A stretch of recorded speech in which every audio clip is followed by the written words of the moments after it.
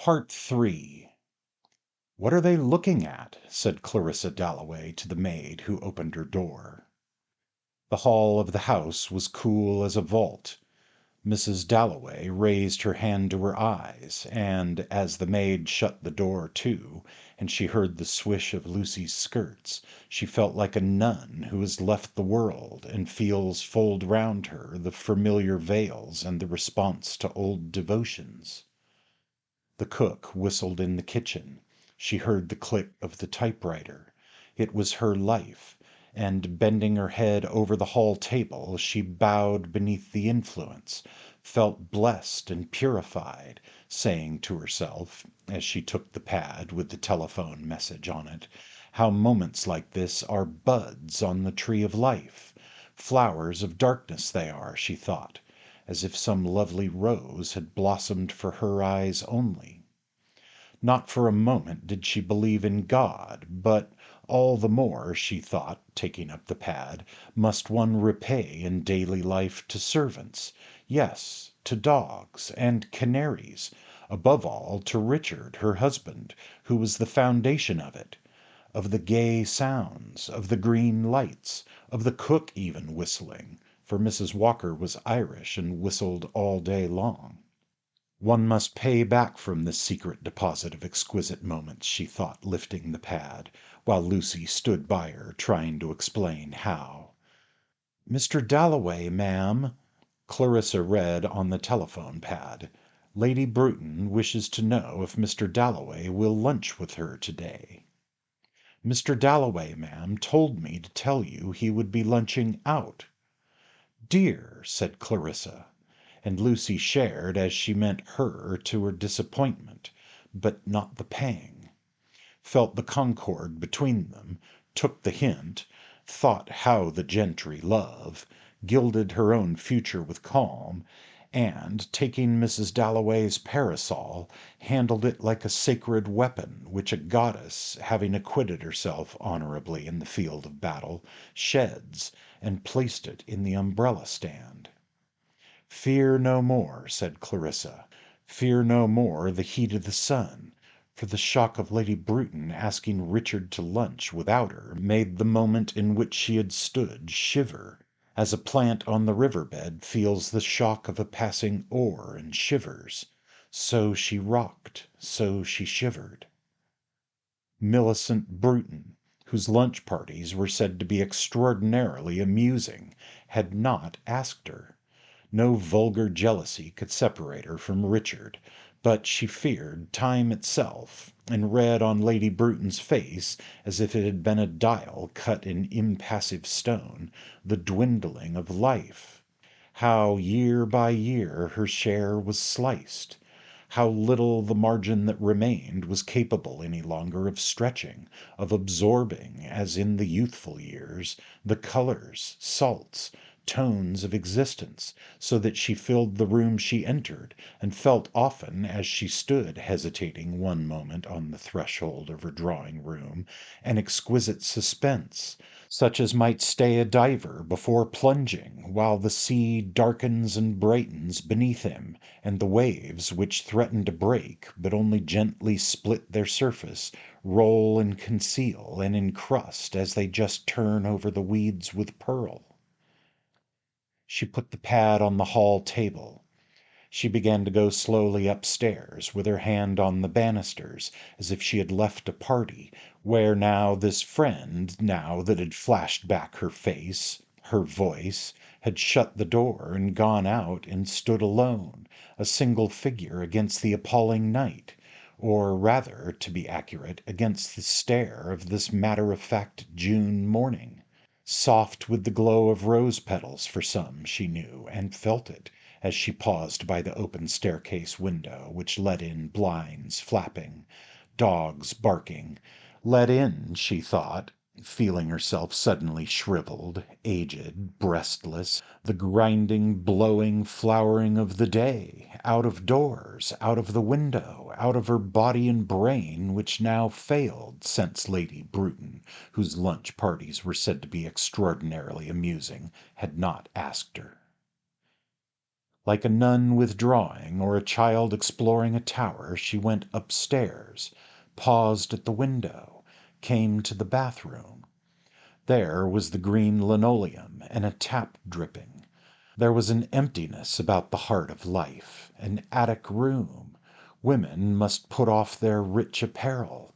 At midday they must disrobe. She pierced the pincushion and laid her feathered yellow hat on the bed. The sheets were clean, tight stretched in a broad white band from side to side. Narrower and narrower would her bed be. The candle was half burnt down, and she had read deep in Baron Marbot's memoirs. She had read late at night of the retreat from Moscow, for the house sat so long that Richard insisted, after her illness, that she must sleep undisturbed. And really she preferred to read of the retreat from Moscow. He knew it. So the room was an attic, the bed narrow, and lying there reading, for she slept badly, she could not dispel a virginity preserved through childbirth which clung to her like a sheet. Lovely in girlhood, suddenly there came a moment, for example on the river beneath the woods at Clieveton, when, through some contraction of this cold spirit, she had failed him. And then at Constantinople, and again and again. She could see what she lacked. It was not beauty, it was not mind. It was something central which permeated, something warm which broke up surfaces and rippled the cold contact of man and woman, or of women together. For that she could dimly perceive. She resented it, had a scruple picked up heaven knows where, or, as she felt, sent by nature, who is invariably wise. Yet she could not resist sometimes yielding to the charm of a woman, not a girl, of a woman confessing, as to her they often did, some scrape, some folly. And whether it was pity, or their beauty, or that she was older, or some accident, like a faint scent or a violin next door, so strange is the power of sounds at certain moments, she did undoubtedly then feel what men felt, only for a moment, but it was enough. It was a sudden revelation, a tinge like a blush which one tried to check, and then, as it spread, one yielded to its expansion, and rushed to the farthest verge, and there quivered and felt the world come closer, swollen with some astonishing significance, some pressure of rapture, which split its thin skin and gushed and poured with an extraordinary alleviation over the cracks and sores. Then, for that moment, she had seen an illumination, a match burning in a crocus, an inner meaning almost expressed. But the close withdrew, the hard softened. It was over. The moment. Against such moments, with women too, there contrasted, as she laid her hat down, the bed and Baron Marbot and the candle half burnt. Lying awake, the floor creaked, the lit house was suddenly darkened, and if she raised her head she could just hear the click of the handle released as gently as possible by Richard, who slipped upstairs in his socks, and then, as often as not, dropped his hot water bottle and swore. How she laughed! But this question of love, she thought, putting her coat away, this falling in love with women. Take Sally Seton, her relation in the old days with Sally Seton. Had not that, after all, been love? She sat on the floor. That was her first impression of Sally. She sat on the floor with her arms round her knees, smoking a cigarette. Where could it have been? The Mannings? The Kinloch Joneses? At some party. Where, she could not be certain. She had a distinct recollection of saying to the man she was with, "Who is that?" And he had told her, and said that Sally's parents did not get on.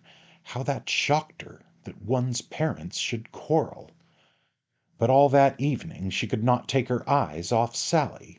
It was an extraordinary beauty of the kind she most admired, dark, large-eyed, with that quality which, since she hadn't got it herself, she always envied, a sort of abandonment, as if she could say anything, do anything, a quality much commoner in foreigners than in English women. Sally always said she had French blood in her veins. An ancestor had been with Marie Antoinette, had his head cut off, left a ruby ring. Perhaps that summer she came to stay at Bourton, walking in quite unexpectedly without a penny in her pocket one night after dinner, and upsetting poor Aunt Helena to such an extent that she never forgave her. There had been some quarrel at home. She literally hadn't a penny that night when she came to them, had pawned a brooch to come down. She had rushed off in a passion. They sat up till all hours of the night, talking. Sally it was who made her feel for the first time how sheltered the life at Bourton was. She knew nothing about sex, nothing about social problems. She had once seen an old man who had dropped dead in a field. She had seen cows just after their calves were born. But Aunt Helena never liked discussion of anything. When Sally gave her William Morris it had to be wrapped in brown paper. There they sat, hour after hour, talking in her bedroom at the top of the house, talking about life, how they were to reform the world. They meant to found a society to abolish private property, and actually had a letter written, though not sent out. The ideas were Sally's, of course, but very soon she was just as excited. Read Plato in bed before breakfast, read Morris, read Shelley by the hour.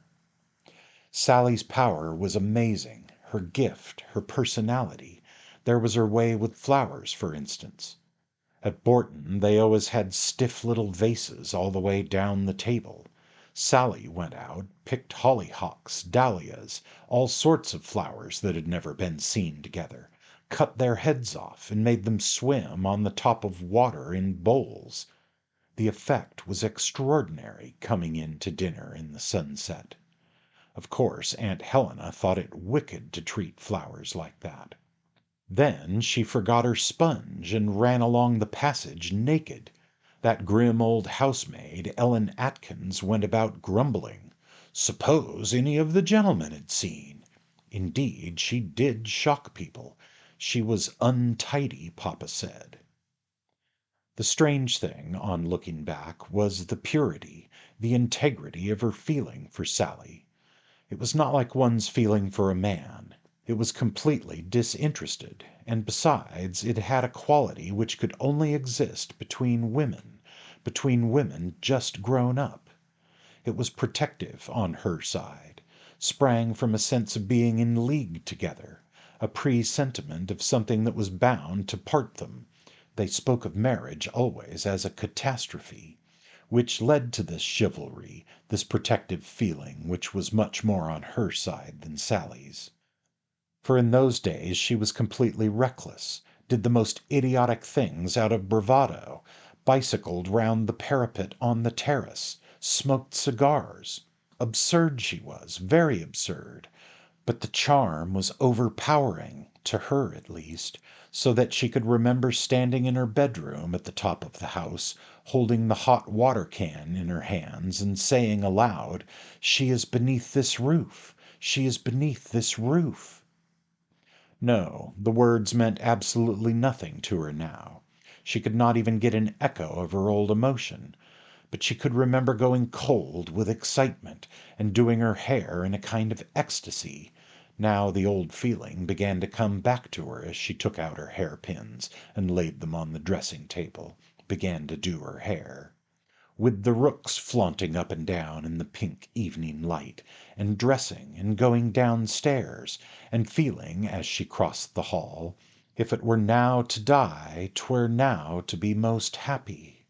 That was her feeling, Othello's feeling, and she felt it, she was convinced, as strongly as Shakespeare meant Othello to feel it, all because she was coming down to dinner in a white frock to meet Sally Seaton. She was wearing pink gauze. Was that possible? She seemed, anyhow, all light, glowing, like some bird or air ball that has flown in, attached itself for a moment to a bramble. But nothing is so strange when one is in love, and what was this except being in love, as the complete indifference of other people?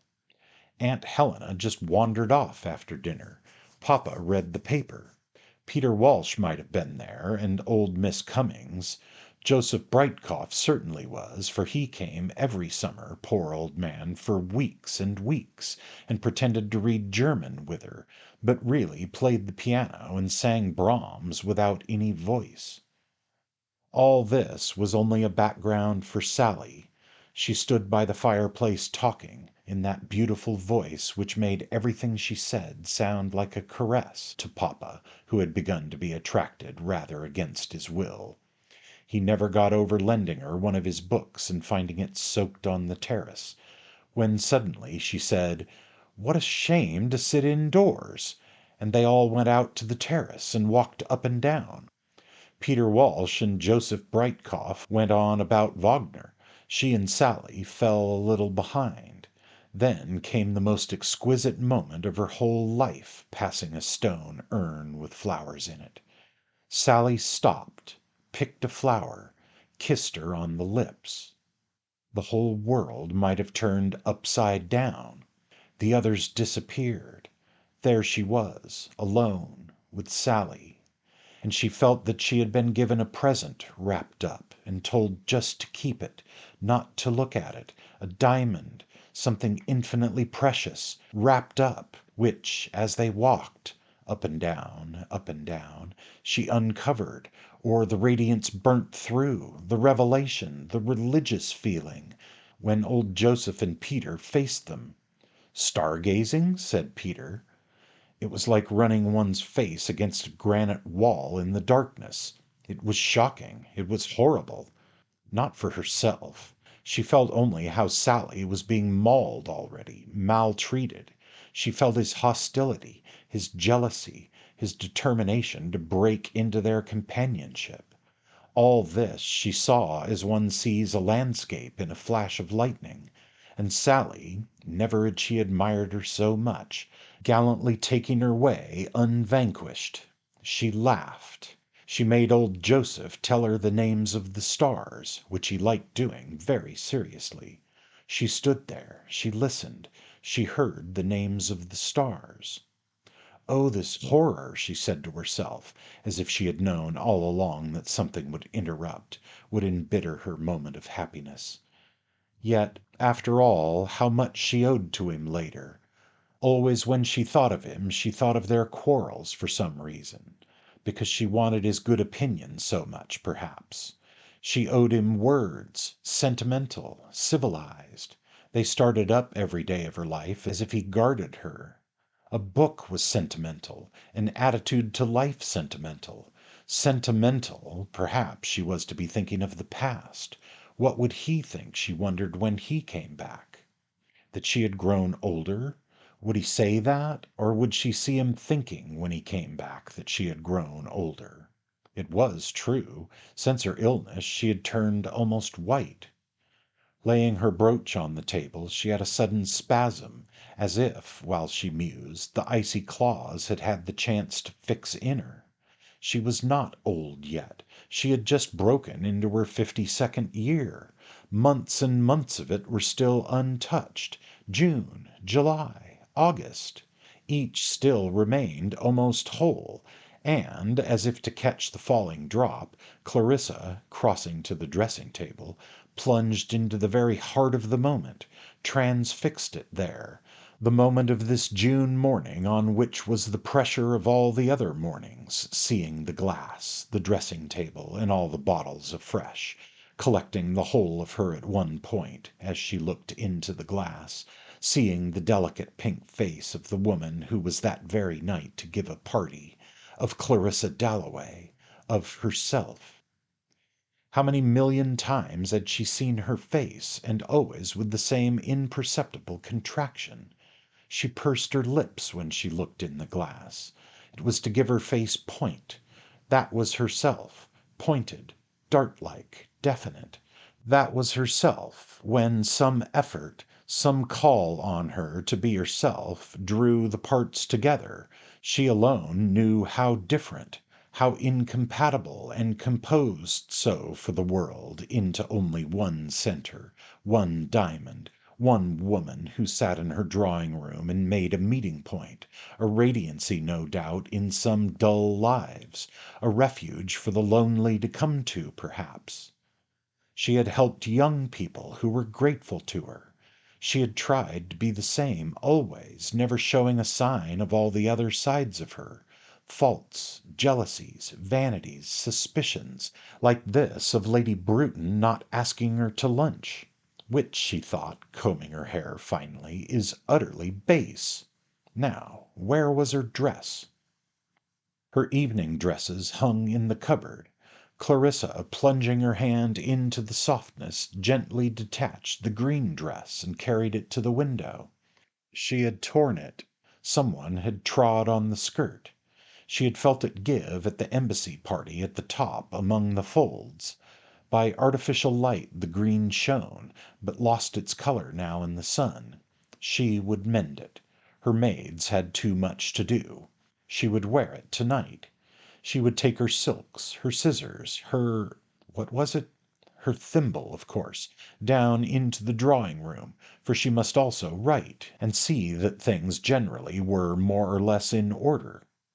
Strange, she thought, pausing on the landing and assembling that diamond shape, that single person, strange how a mistress knows the very moment, the very temper of her house.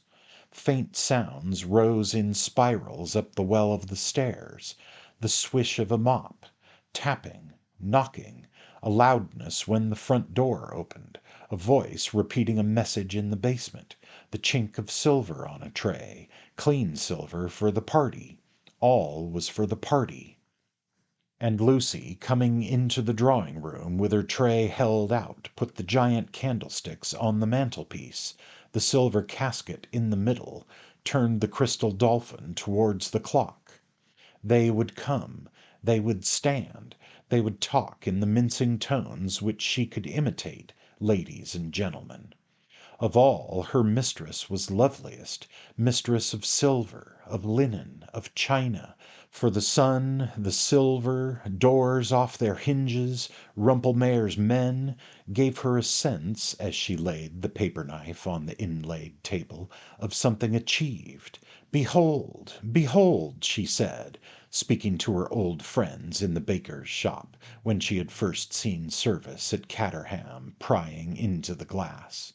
She was Lady Angela attending Princess Mary, when in came Mrs. Dalloway. "Oh, Lucy," she said, "the silver does look nice." "And how," she said, turning the crystal dolphin to stand straight, "how did you enjoy the play last night?" "Oh, they had to go before the end," she said. "They had to be back at 10, she said. So they don't know what happened, she said. That does seem hard luck, she said, for her servants stayed later if they asked her. That does seem rather a shame, she said, taking the old bald-looking cushion in the middle of the sofa and putting it in Lucy's arms and giving her a little push, and crying, "Take it away! Give it to Mrs. Walker with my compliments! Take it away!" she cried. And Lucy stopped at the drawing-room door, holding the cushion, and said very shyly, turning a little pink, couldn't she help to mend that dress? But, said Mrs. Dalloway, she had enough on her hands already, quite enough of her own to do without that. But thank you, Lucy, oh, thank you, said Mrs. Dalloway, and thank you, she went on saying, sitting down on the sofa with her dress over her knees, her scissors, her silks. Thank you, she went on saying in gratitude to her servants generally for helping her to be like this, to be what she wanted, gentle, generous-hearted. Her servants liked her. And then this dress of hers, where was the tear? And now her needle to be threaded. This was a favourite dress, one of Sally Parker's, the last almost she ever made, alas, for Sally had now retired, living at Ealing, and if ever I have a moment, thought Clarissa, but never would she have a moment any more, I shall go and see her at Ealing. For she was a character, thought Clarissa, a real artist. She thought of little out-of-the-way things, yet her dresses were never queer. You could wear them at Hatfield, at Buckingham Palace. She had worn them at Hatfield, at Buckingham Palace. Quiet descended on her, calm, content, as her needle, drawing the silk smoothly to its gentle pause, collected the green folds together and attached them very lightly to the belt.